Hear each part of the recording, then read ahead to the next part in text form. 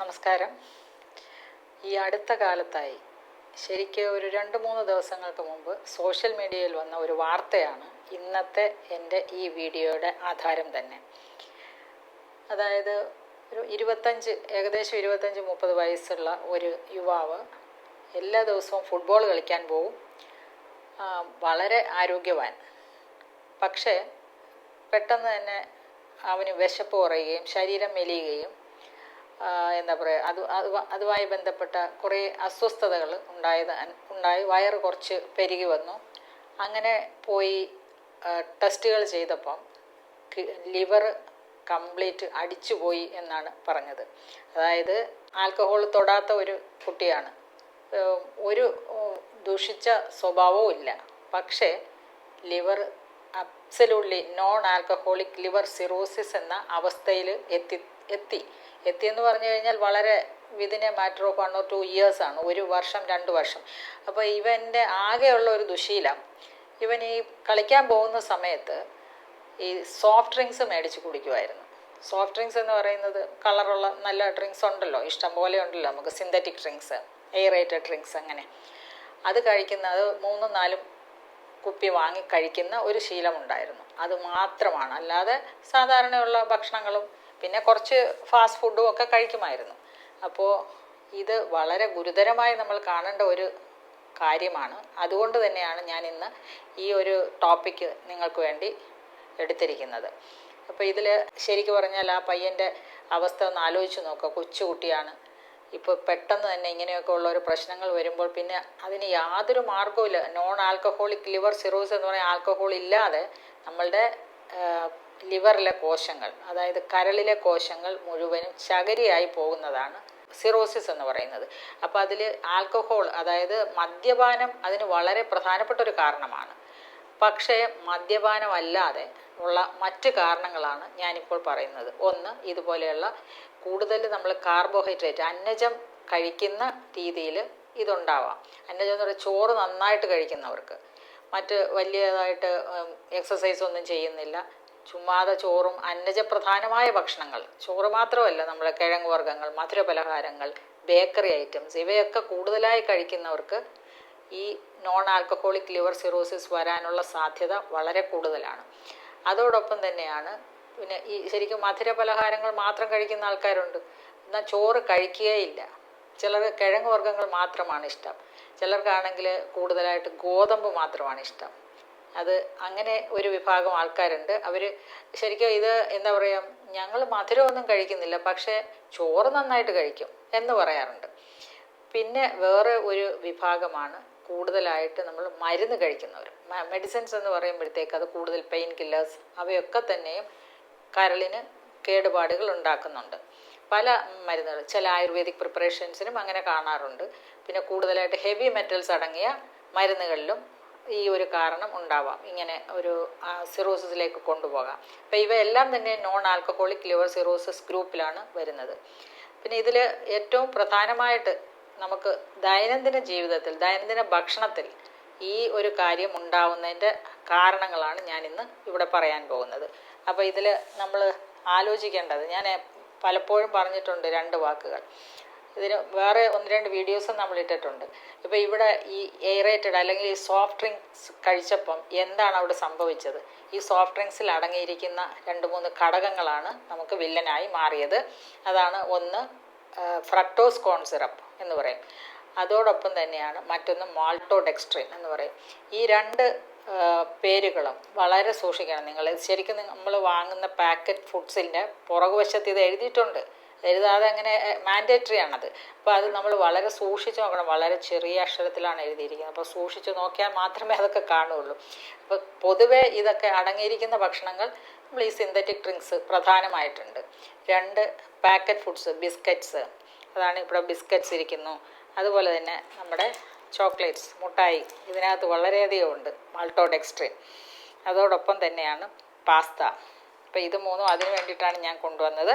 ഈ 3 കാര്യങ്ങളിലും ധാരാളം ഈ മാൾട്ടോഡെക്സ്ട്രിൻ അടങ്ങുന്നുണ്ട്. പക്ഷേ ഇതിൻ്റെ പ്രധാനപ്പെട്ട കാര്യം എന്ന് പറയുന്നത്, ഇത് എന്തിനാണ് ഇതൊക്കെ ചേർക്കുന്നതെന്ന് ചോദിച്ചു കഴിഞ്ഞാൽ, പ്രിസർവേഷൻ, അതുപോലെ തന്നെ ഫ്ലേവർ കൂടുക, അതിൻ്റെ ടെക്സ്ചർ കൂടുക, ഇങ്ങനെയുള്ള ചില കാര്യങ്ങൾ ഇതിനുണ്ട്. നമുക്ക് ഭയങ്കരമായിട്ട് അതുപോലെ ബ്രെഡ്, നമ്മൾ കഴിക്കുന്ന ബ്രെഡില്ലേ, അതിനകത്ത് നന്നായിട്ടുണ്ട് ബ്രെഡിൻ്റെ ആ കൺസിസ്റ്റൻസിയും അതിൻ്റെ ആ സോഫ്റ്റ്നെസ്സും ഒക്കെ ഉണ്ടാക്കുന്നത് മാൾട്ടോഡെക്സ്ട്രിനാണ്.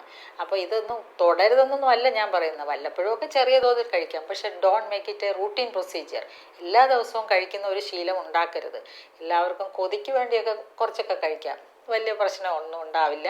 സ്ഥിരമായി കഴിക്കുമ്പോഴാണ് ഇത് പ്രോബ്ലം ആവുന്നത്. എങ്ങനെ എന്നുള്ളതാണ് മനസ്സിലാക്കേണ്ടത്.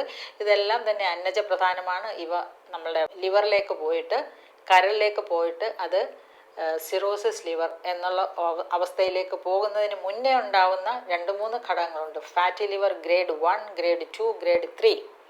അപ്പോൾ ഫാറ്റി ലിവർ ഗ്രേഡ് 1 എന്ന് പറയുമ്പം തന്നെ അതിനകത്ത് ഒരു ചെറിയ ഒരു അപകടം പതിയിരിക്കുന്നു എന്ന് മനസ്സിലാക്കിക്കൊണ്ട് നമ്മളുടെ ഭക്ഷണ രീതികൾ പൂർണ്ണമായിട്ട് മാറ്റിക്കഴിഞ്ഞാൽ തീർച്ചയായിട്ടും ഇത് റിവേഴ്സിബിളാണ്. ഫാറ്റി ലിവർ ഗ്രേഡ് 2-ൽ റിവേഴ്സിബിളാണ്, ഫാറ്റി ലിവർ ഗ്രേഡ് 3-ൽ റിവേഴ്സിബിളാണ്.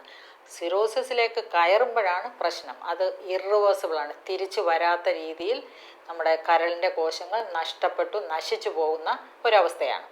അപ്പോൾ നമ്മൾ എന്താ ചെയ്യേണ്ടത്? നമ്മൾ എപ്പോഴും അന്നജം കുറഞ്ഞിട്ടുള്ള ഭക്ഷണം തന്നെയാണ് കഴിക്കേണ്ടത്.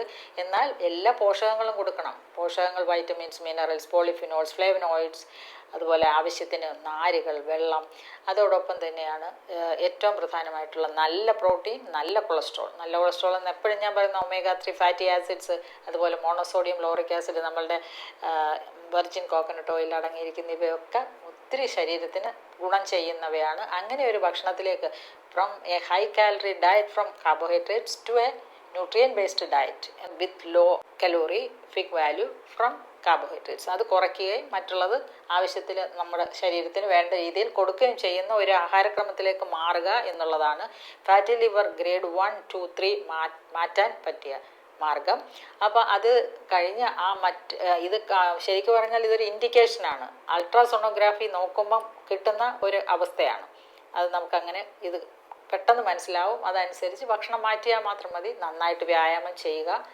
അതോടൊപ്പം തന്നെ നല്ല ഹെൽത്തി ആയിട്ടുള്ള ഭക്ഷണം, മാക്സിമം ഓർഗാനിക് ആയിട്ടുള്ള ഭക്ഷണങ്ങൾ കഴിക്കാൻ നോക്കുക. അപ്പോൾ ഇപ്പം വളരെ ഈസിലി അവൈലബിൾ ആയിട്ടുള്ള ഒത്തിരി ഓർഗാനിക് ഷോപ്പുകളുണ്ട്. ഇവിടെ തന്നെ പട്ടത്തൊരു മില്ലർ എന്ന് പറഞ്ഞൊരു ഷോപ്പുണ്ട്. വളരെ അതവർ ക്വാളിറ്റിയിലും അതുപോലെ തന്നെ അവരുടെ അവരുടെ ക്രെഡിബിലിറ്റിയിലും വളരെ മുന്നിൽ നിൽക്കുന്നവരാണ്. ഞാനിപ്പം ശരിക്കും അവിടെ നിന്ന് നമ്മൾ വാങ്ങി ഉപയോഗിച്ചപ്പോൾ അതിൻ്റെ മനസ്സിലായി അത് യഥാർത്ഥത്തിൽ അവർ അത് മെയിൻറ്റെയിൻ ചെയ്യുന്നുണ്ടെന്നുള്ളത്. ശരിക്കും ഹോൾ ഹോൾ വേൾഡല്ല, മിഡിൽ ഈസ്റ്റിലും എവിടെയൊക്കെയോ ഉണ്ട് അവർക്ക്. അതിനെക്കുറിച്ച് ആധികാരികമായിട്ട് അറിയില്ല. പക്ഷേ അവരുടെ ഓരോ പ്രൊവിഷൻസ് ആണെങ്കിലും അതുപോലെ കോണ്ടിമെൻറ്റ്സ് ആണെങ്കിലും എല്ലാം അവിടെ പൊടിച്ചു തരികയാണ്. എല്ലാം വളരെ പ്യുവർ ആൻഡ് നാച്ചുറലായിട്ട്, ഒരു അഡൾട്രേഷനും ഇല്ലാതെ. അതോടൊപ്പം വളരെ പ്രധാനപ്പെട്ട ഒരു കാര്യം, അവിടെ ഈ വീറ്റിൽ ഗ്ലൂട്ടൻ ഫ്രീ വീറ്റായിട്ടുള്ളത് എമ്മർ വീറ്റാണ്. ആ എമ്മർ വീറ്റ് ശരിക്കും നമുക്ക് ഗോതമ്പിൻ്റെ മാവ് വാങ്ങണമെങ്കിൽ അവിടെ പോയി വാങ്ങിക്കുന്നത്, അതായത് ഗ്ലൂട്ടൺ ഇല്ലാത്തത്, ഓൾമോസ്റ്റ് ഗ്ലൂട്ടൺ നില്ലാണതിൽ, അത് നമുക്ക് അവിടെ അവൈലബിൾ ആണ്. ഇവിടെ സത്യം പറഞ്ഞാൽ ഈ ട്രിവാൻഡ്രത്തൊക്കെ ഇത് കംപ്ലീറ്റ് ഉണ്ടോയെന്ന് എനിക്കൊരു സംശയമുണ്ട്. അവിടെ മാത്രമാണ് എനിക്കറിയാവുന്നത്. പിന്നെ ഇതിൽ കിട്ടുന്നുണ്ട്, ആമസോണിൽ അവൈലബിൾ ആണ്. അപ്പോൾ അങ്ങനെയുള്ള കാര്യങ്ങൾ നിങ്ങളുടെ അറിവിലേക്ക് ഞാൻ പങ്കുവയ്ക്കുകയാണ്.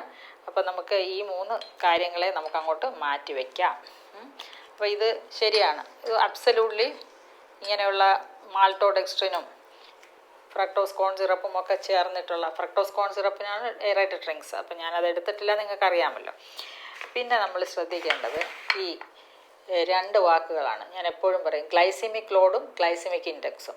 ഗ്ലൈസിമിക് ഇൻഡെക്സ് എന്ന് പറയുന്നത് ഒരു ആഹാരത്തിൽ അടങ്ങിയിരിക്കുന്ന അന്നജത്തിൻ്റെ അളവിനെ ബേസ് ചെയ്തിട്ടുള്ള ഒരു മെഷർമെൻ്റാണ് ഗ്ലൈസിമിക് ഇൻഡെക്സ്.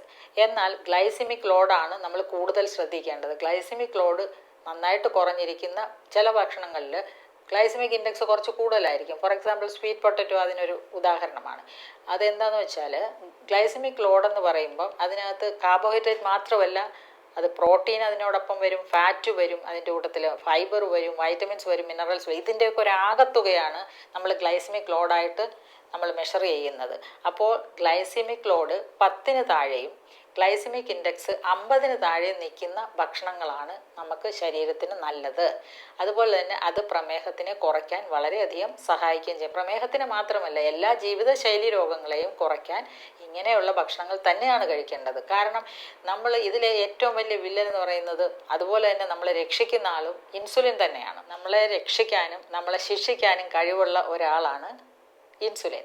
ഇൻസുലിൻ്റെ ജോലി എന്താണ്? നമ്മൾ എന്ത് കഴിച്ചാലും അതിനകത്തിരിക്കുന്ന അന്നജത്തെ ഉടനെ തന്നെ കൊണ്ടുപോയി ഗ്ലൈക്കോജനായിട്ട് എവിടെങ്കിലും, അതായത് നമുക്ക് വേണ്ടിയിട്ട് അതൊരു ക്ഷാമകാലത്ത് നമ്മൾ എടുക്കാൻ വേണ്ടിയിട്ടാണ്, ഗ്ലൈക്കോജനായിട്ട് സ്റ്റോർ ചെയ്യും. മസിൽ സ്റ്റോർ ചെയ്യും, നമ്മുടെ ലിവർ സ്റ്റോർ ചെയ്യും. ഇങ്ങനെ ഓരോരോ ഏരിയയിൽ ഇൻറ്റേർണൽ ഓർഗൻസിലൊക്കെ അത് സ്റ്റോർ ചെയ്ത് വയ്ക്കുക. അത് കഴിഞ്ഞിട്ട് പിന്നെ ഫാറ്റ്, കൊഴുപ്പായി മാറ്റുക. ഈ കൊഴുപ്പായി മാറ്റുന്ന ഈ ഒരു പ്രോസസ്സിലെല്ലാം തന്നെയും ഇൻസുലിൻ വളരെ കൂടുതൽ നമ്മുടെ ബ്ലഡിലുണ്ടാവും. അപ്പോൾ അതെങ്ങനെയാണ് ഉണ്ടാകുന്നത്? നമ്മൾ കഴിക്കുന്ന ഭക്ഷണത്തിൽ ഇവയൊക്കെ, ഈ അന്നജം കൂടുതലുണ്ടെങ്കിൽ, അതോടൊപ്പം പ്രോട്ടീനും കൊഴുപ്പും എല്ലാം കുറവാണെങ്കിൽ ഈ ഒരവസ്ഥ ഉണ്ടാവും. അപ്പോൾ എന്താ നമ്മൾ ചെയ്യേണ്ടത്? അന്നജം കുറച്ചുകൊണ്ട് ബാക്കി പ്രോട്ടീനും നല്ല ഫാറ്റും എല്ലാം അടങ്ങിയ ഒരു സമീകൃതാഹാരമാണ് കഴിക്കേണ്ടത്. അപ്പോൾ അതിന് എങ്ങനെയുള്ള ഭക്ഷണമായിരിക്കണം എന്ന് ഞാൻ എപ്പോഴും പറയാറുണ്ട്. എപ്പോഴും നിങ്ങൾക്ക് ഇവിടെ ചെയ്യുന്ന എല്ലാ റെസിപ്പിയും അതുമായിട്ട് ബന്ധപ്പെട്ടാണ്. ഏത് റെസിപ്പി എടുത്താലും അത് എപ്പോഴും ഗ്ലൈസമിക് ലോഡ് കുറഞ്ഞ ഭക്ഷണങ്ങൾ ചേർത്ത് തന്നെയാണ് ഞാൻ ചെയ്യുന്നത്.